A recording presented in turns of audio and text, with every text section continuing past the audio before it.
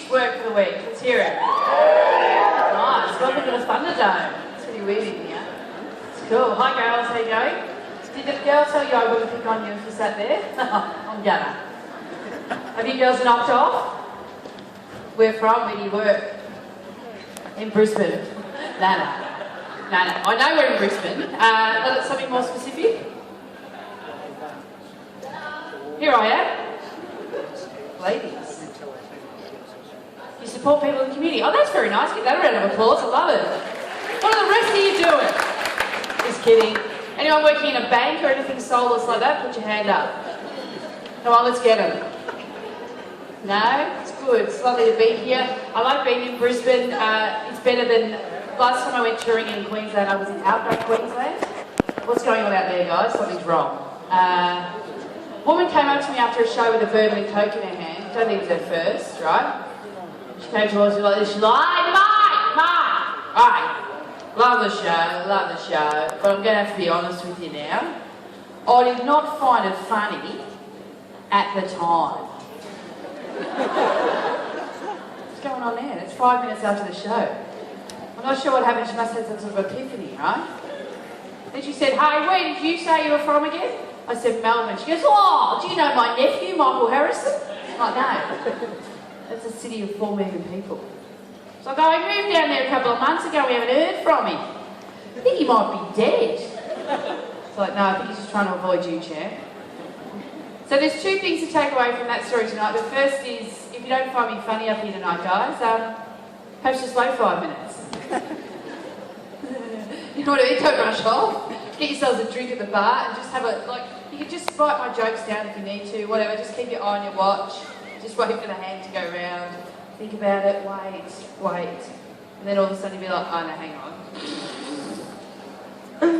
Oh no, she has nailed that. That is gold. And the second thing is, if you have seen Michael Harrison, please call the police. Zani Sheds is on the move. Hello sir, how are you? Good hat.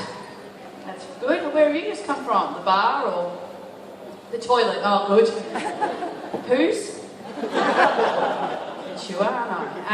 That's good. Have you knocked off? As it stopped work? Oh, good. Where do you work? HB, is that some sort of financial institution? It's IT, alright. This girl helps people in the community, so. Good on you, that's great. It's lovely to be here. We're going to have a great show tonight. We've got lots of acts and it's going to be fun. Anyone thinking about having a heckle? Having a bit of a go? Anyone thinking about that? I think the key with heckling is to think of something better than the comedian, something funnier. I had a bit of a shit heckle recently. I was only 5 minutes into a show when a guy called out from the back of the room, "Oh, well, this isn't very good." That's not a good heckle, guys. It's not creative. And I want to blow my own trumpet, but I was smashing it at the time. Anyway, when I got off stage, I went to the toilet, and when I came out, this guy was hanging around the door waiting for me. It's not a good place to wait for women.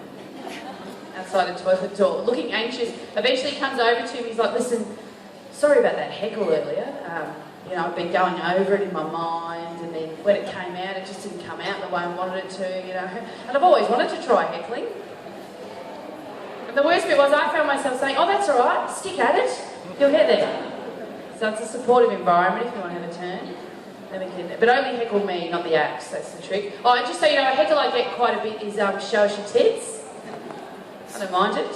And my dream is to one day do it. I don't know if tonight's the night.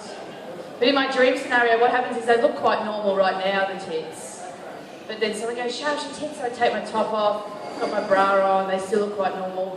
Then I take that off and just two of the most horrendously deformed tits you've ever seen in your life just flop out. Like, blah, blah, blah, blah, blah. Like one's really long and thin, it's swinging down here. It's got like a black rotten nipple hanging off the end. And the other one's like big off to the side, no nipple. That's confusing, isn't it? And then I'm just like, "Oh, somebody touch them. Oh, come on.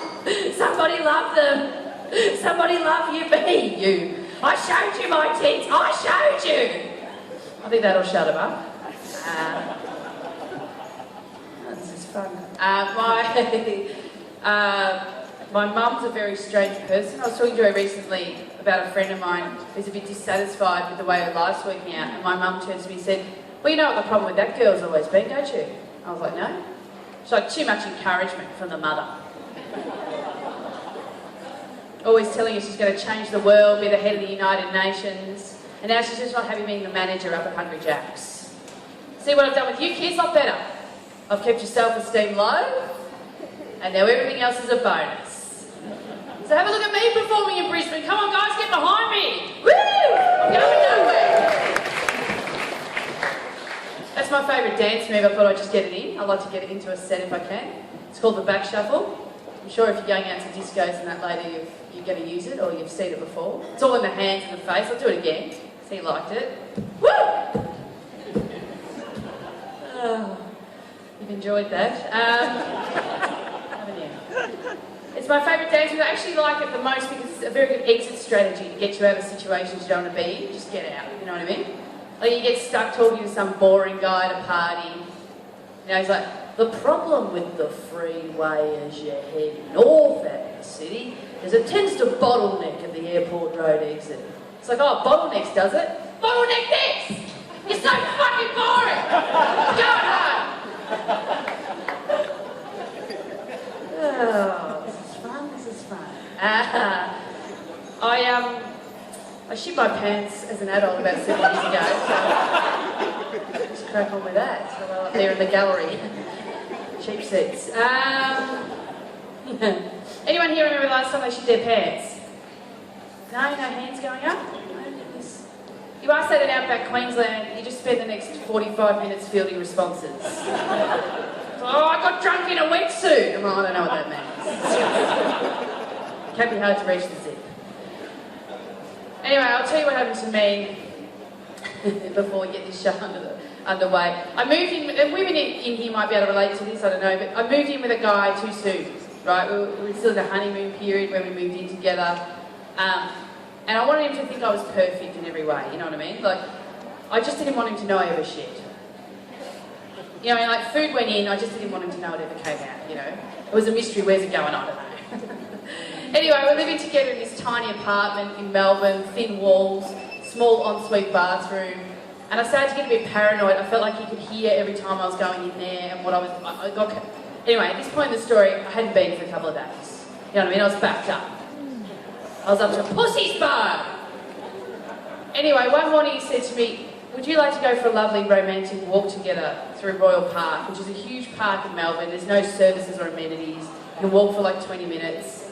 So we're walking along holding hands, sun's out, it's lovely. All of a sudden my body just said, oh yeah, no, that's coming out. Fuck off, we're full. There's no room in the inn, baby Jesus has to sleep in the stable. Anyway, it's a bit wrong, that one. So I turn to my boyfriend, who I've only been with for about a month at this point. I just go, I think I'm going to shit my pants. He goes, what?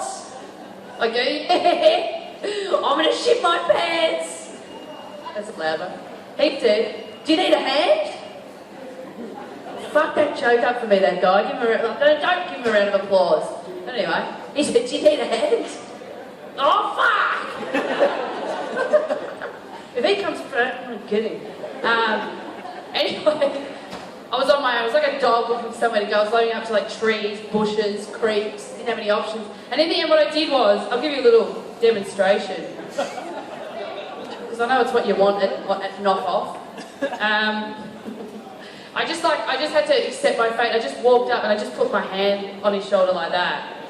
And I just looked him straight in the eye. I just maintained eye contact. And I was just like, oh God, it's happening!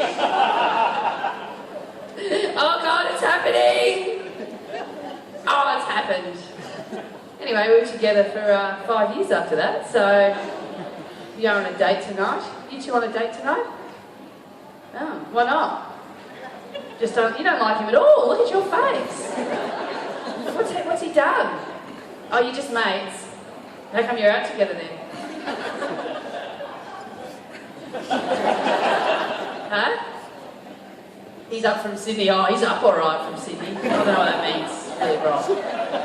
And is he staying at your house? In the spare, what's going on, guys? How do you know each other? Let him stay in your room.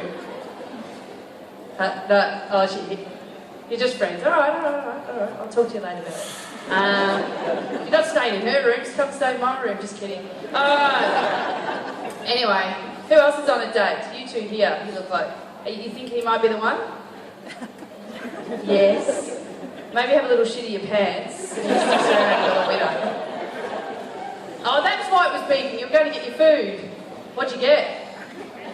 Pizza and chips. Give that a round of applause. Woo, the food here is delicious. I can recommend the steak. All right.